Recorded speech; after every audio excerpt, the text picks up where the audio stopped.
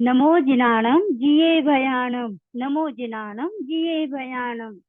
देव शास्त्र गुरु की साक्षी से मैं निर्गुण प्रवचन के तीसरे अध्याय की 10वीं गाथा का विवेचन कर रही हूँ।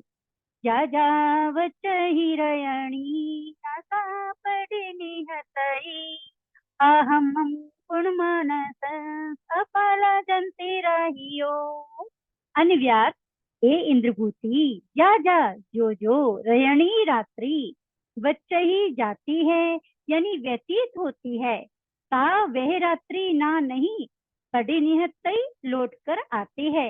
अतः अहम्मम अधर्म गुणमानस करने वाले की रायो रात्रियां अफला निष्फल जानती जाती है।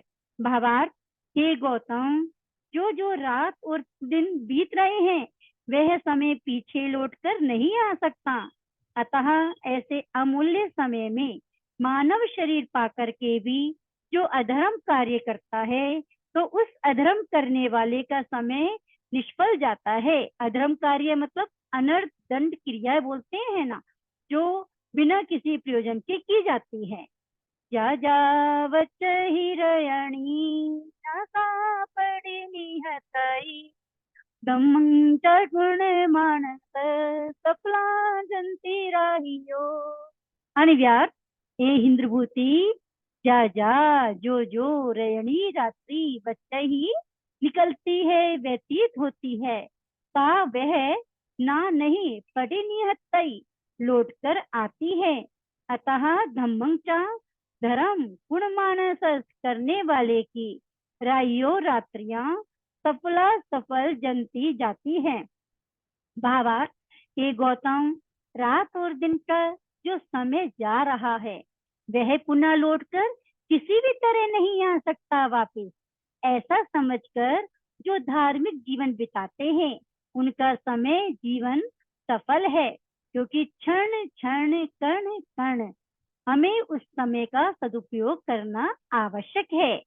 सोई उज्जय भूयस धम्मो सुतस चिठई निर्वाणं परमं जाई गए सिद्धि भव पावई। अन्व्यास, हे इंद्रभूति, पूज्य भूयस यानी सरल स्वभावी का हृदय सोई शुद्ध होता है। उस शुद्ध हृदय वाले के पास धम्मो धर्म चिट्ठ ही स्थिरता से रहता है, यानी वो स्थिर रहता है, जिससे वह परमम प्रधान निर्वाण मोक्ष को जाई जाता है। वह जैसे पावहे अग्नि में, जो पावक होता है, पावक का नाम क्या है? अग्नि। अग्नि में गए सिद्धि यानी घी सींचने पर अग्नि प्रदीप्त होती है, ऐसे ही आत्मा भी बलवती होती है। अब जैसे कोई कहीं पे अग्नि जल रही है और वहां पर घी डाला जाए चम्मच के, तो क्या होता, और ज्यादा अग्नि प्रज्वलित हो जाएगी, बुझेगी नहीं। पानी से तो बुझ जाएगी किंतु घी से ज्यादा और अपना उबाल लाएगी। भावार्थ, हे गौतम, स्वभाव को सरल रखने से आत्मा कषाय आदि से रहित होकर शुद्ध निर्मल हो जाती है।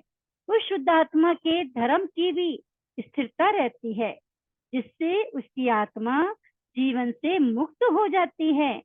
जैसे अग्नि में घी डालने से वे चमक उठती है, उसी तरह आत्मा के कषायादिक आवरण दूर हो जाने से वह भी अपने केवल ज्ञान के गुणों से देदीप्यमान हो उठती है। जरा मरण वेगेणम उजमानान पाणिनम तमो दीवोपैटया गई शरण मुत्तमम्। इसमें बहुत प्यारी गाथा है ये। अन्व्यार, हे इंद्रभूति, जरा मरण वेगेण, जरा मृत्यु रूप जल के वेग से भुजमानान डूबते हुए पाणिनं प्राणियों को धम्मो धर्म पैठा निश्चल आधारभूत वही स्थान यह और उत्तमम प्रधान शरणम शरण रूप दीवो द्वीप है।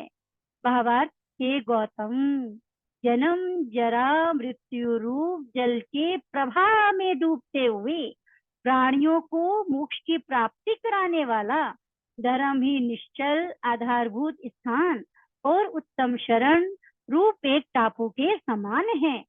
इस धम में दुबेनी दिए आसाई जिण देसिए सिद्धा सिद्ध्यन्ति चाणिनं सिद्धि संति ताहवरे।